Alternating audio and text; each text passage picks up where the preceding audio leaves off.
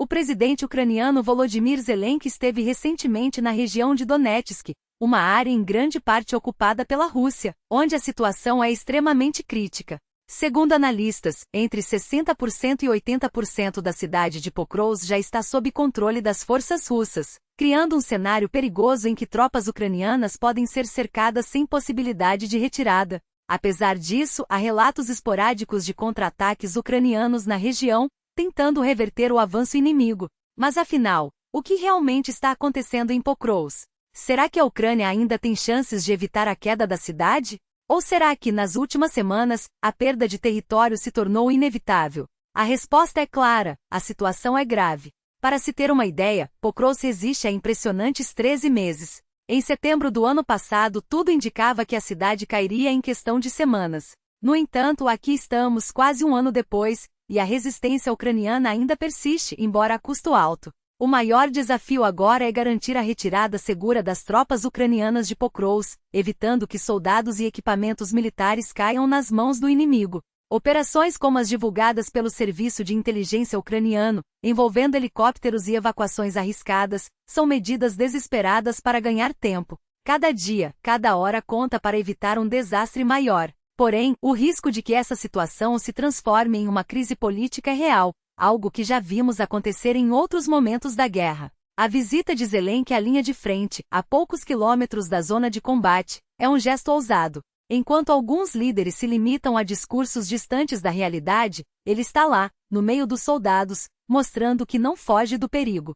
É claro que a propaganda russa tenta explorar esses momentos, acusando a Ucrânia de perder território, mas a verdade é que a presença do presidente é um símbolo de resistência. Ele não está gravando vídeos em estúdios com efeitos especiais, está no terreno, onde as coisas realmente acontecem. A superioridade numérica russa é esmagadora. Segundo dados do Estado-Maior ucraniano, há cerca de 170 mil soldados russos na região, um contingente difícil de conter. A perda de Pokrovsk é apresentada como uma ameaça estratégica, quase como se sua queda abrisse caminho para um colapso total da defesa ucraniana. Mas será que isso é verdade? Não exatamente. Embora a cidade seja importante, sua queda não significaria o fim da linha de defesa. Pokrovsk não é Berlim em 1945, como a propaganda russa tenta pintar. É uma cidade industrial com cerca de 100 mil habitantes antes da guerra, mas sua perda não quebraria o fronte ucraniano. Enquanto isso, a Rússia continua exibindo suas armas revolucionárias, como o míssil Burevestnik e a torpedeira Poseidon, tentando intimidar a Ucrânia. Mas a realidade é que esses sistemas não representam uma ameaça imediata. A Poseidon, por exemplo, é inútil no Mar Negro, já que a Turquia fechou os estreitos para navios de guerra russos.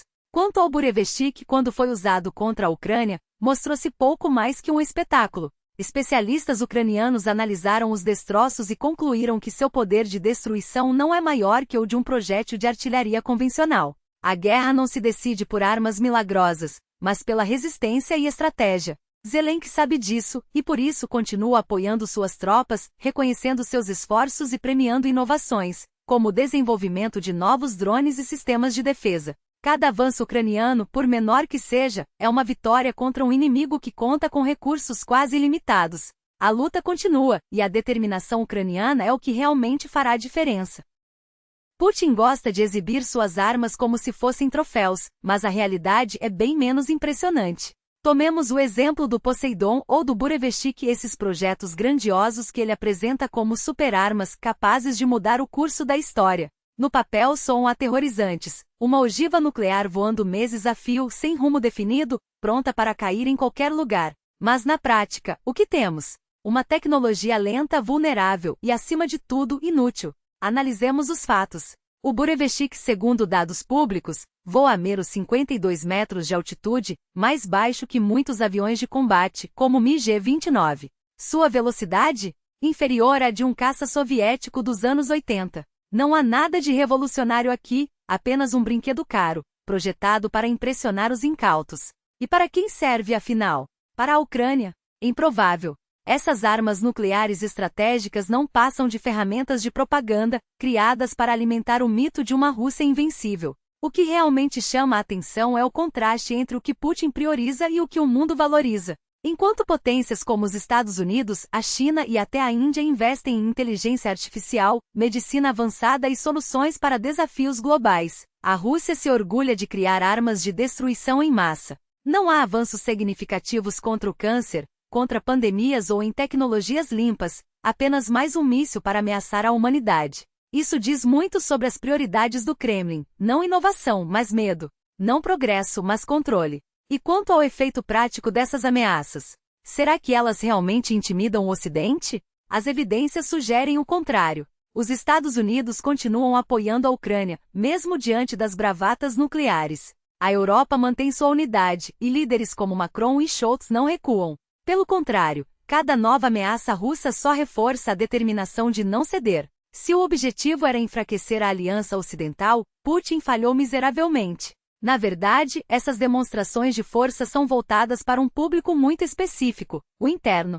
Para uma população que consome propaganda diariamente, armas como o Burevestnik servem para alimentar a ilusão de que a Rússia ainda é uma superpotência. Mas a verdade é que por trás dos vídeos editados e dos discursos inflamados, há apenas um regime desesperado para esconder suas fraquezas. Um regime que, em vez de investir em seu povo, prefere gastar bilhões em projetos que nunca sairão do papel, ou, quando saem, revelam-se tão ineficazes quanto perigosos. O que nos leva a uma pergunta crucial: até quando o mundo vai tolerar esse teatro? A Ucrânia já provou que mesmo com recursos limitados é possível resistir e inovar. Enquanto isso, a Rússia continua presa em um ciclo de ameaças vazias e corrupção desenfreada. O futuro não pertence a quem tem as armas mais barulhentas, mas a quem tem a coragem de construir algo duradouro. E nesse quesito, Putin já perdeu a guerra, antes mesmo de ela começar.